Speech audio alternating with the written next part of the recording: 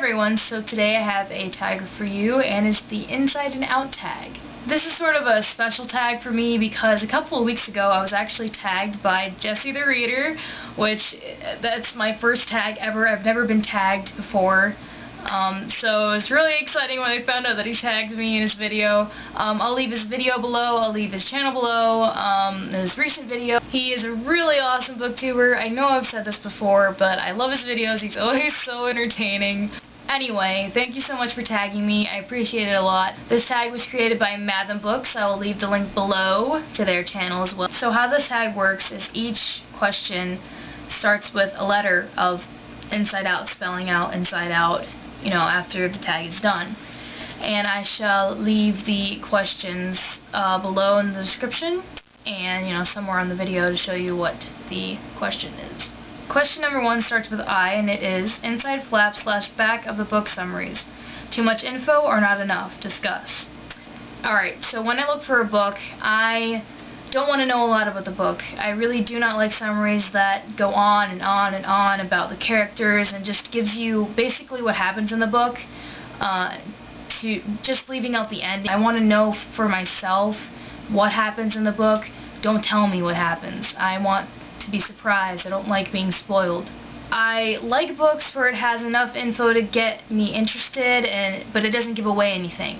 It's very mysterious and it's sometimes vague, but I don't like it to be too vague where it becomes general. Short to medium length, but they don't spoil anything. They don't tell you the whole story right then and there. Question number 2 stands for N, and it is new book. What form do you want it in? Be honest. Audiobook, ebook, paperback, or hardcover? I am definitely a hardcover person. I like paperbacks because they're cheaper and they don't cost a lot most of the time. I know it's hard to handle sometimes when you're reading and you have to like move it around, and it just like it just really doesn't feel comfortable, especially when you're in the beginning of the book and you know there's only a few pages and you have to hold them down with your thumb like for dear life or something. I prefer hardcover because they look good on my shelf, they are durable, they are heavy, but I'd rather have durable than flimsy paperback. No offense to people who like paperback. I mean, you know, I get lots of paperback because they are, you know, less expensive than hardcover. But I just enjoy hardcovers more because they last longer and they just look nice and they feel nice, and I like holding a hardcover more so than a paperback. But, you know, in reality, it really doesn't matter to me. You know, it's on the inside that counts, but I definitely prefer hardcover.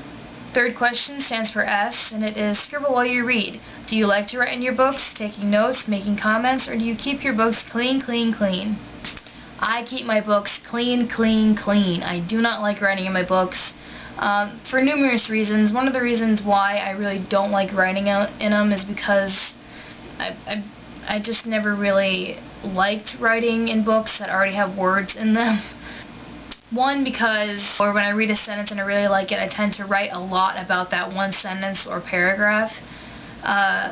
So much so that it'll like overtake the actual words that are in the book. So that's why I really don't write in books, because of that, and I just don't like clutter. I'm just a person who generally does not like clutter. So I like it to be clean, organized, you know, no scratches, no pencil marks, nothing. But I do use sticky notes when a part comes up, which is if I like it or like a quote in it or something, I write it on the sticky note, place it in the book, and I can go back and look at that quote and say, oh, I remember that, and then write more about it. A while ago, MathomBooks did a video about writing in books and stuff, and also I Love Reading 65, Martha, she did a video about annotation and you know, writing in books and stuff and what her views are on it. So I shall leave both of those videos below. Fourth question stands for I. In your best voice, read for us your favorite first sentence from a book. I actually don't have the book with me that I want to read from because I borrowed it from the library. I'm going to be really girly right now and pick the opening sentence from a Jane Austen novel, Tell me if you recognize this.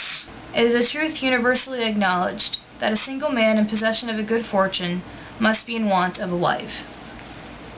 I know it's Pride and Prejudice, but I love that opening sentence. It just sets the book up so well, and I always smile at that sentence because I know it's going to happen, and I love that sentence. It's classic.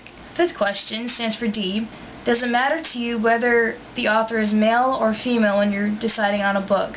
What if you're unsure of the author's gender? It really doesn't matter if the author is male or female. I usually tend to read more books by female authors because most of the time the protagonist is a female that they write about.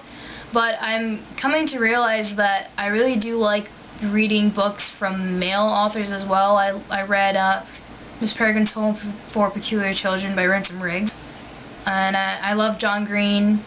I love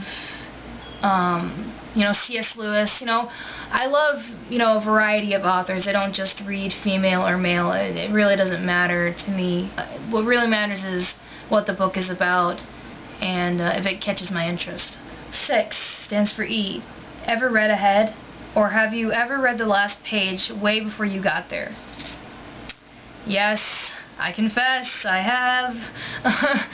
For one book in particular, I read the last sentence when I really didn't mean to. Usually in a book, I would go to the last page and see how many pages there are in the book so that I know, to pace myself and stuff. But one book in particular, I spoiled myself so bad because usually you can't help but look at an ending and just look down because the words are right there in front of you. You're not going to stop yourself. Like, your eyes are reading as you're looking at it. And it was with Catching Fire, and if any of you have read Catching Fire, the last page has a huge cliffhanger. And I made the mistake of looking down and seeing the last sentence, which spoiled the entire book for me, and I knew it was going to happen. I'm just a person who doesn't like to be spoiled, so I don't do that anymore. And if I do, I cover the page with something so I can't see the words or just see the page number. Question number 7, it stands for O. Organized bookshelves or outrageous bookshelves? I do not like outrageous, I don't like chaos, I don't like clutter, so I'm very organized in how I want my books on my bookshelf. My books on my bookshelves are organized by classics, middle grade, young adults, adults, self-help, spiritual, religious, and then books I don't like. And they're also organized alphabetically by author. So I'm very organized in that sense. I don't like to mix it up. I just like them to be in order and kind of like a library. 8 stands for U. Under oath, have you ever bought a book based on the cover alone? No, I haven't. I'm very cheap like that because even if... Texted me. Sorry, I'm just so popular these days. Not really. Okay, what was I saying? Oh yeah. No, I can honestly say that I've never bought a book based on the cover alone. I don't like spending money on a book that I don't know much about only because I like the cover. It seems kind of, I don't know, it just seems too spontaneous for me. If a cover catches my eye, I usually pick it up, look at the cover, then open the flap and read the summary just to get a feel of if I might like it or not. And it's always nice when you like a cover and then you open the flap and you might be interested in the book. So that's what I usually do. I never buy books based on covers. And the last question stands for T. Take it outside to read or stay in? I am not an outside person by any means. I don't really like the outside. I like it to a degree. I like it outside when it's cool and not muggy, not hot. I like it when it's, 70-degree weather, very nice, lots, good breeze and stuff. I like reading inside my room, being cozy and comfortable. And it's a much more controlled environment. You don't have, bugs dive bombing you and stuff and, flying around you, bugging you, or bugging you. Oh, I just made a pun. That's an unintended pun. I didn't even mean to do that. Sorry. Just bugging you. I cracked myself up. Anyway, that was the tag. I hope you enjoyed it. I enjoyed doing this tag. Thank you so much, Jesse, for tagging me. I appreciate it so much. It's so awesome to be tagged.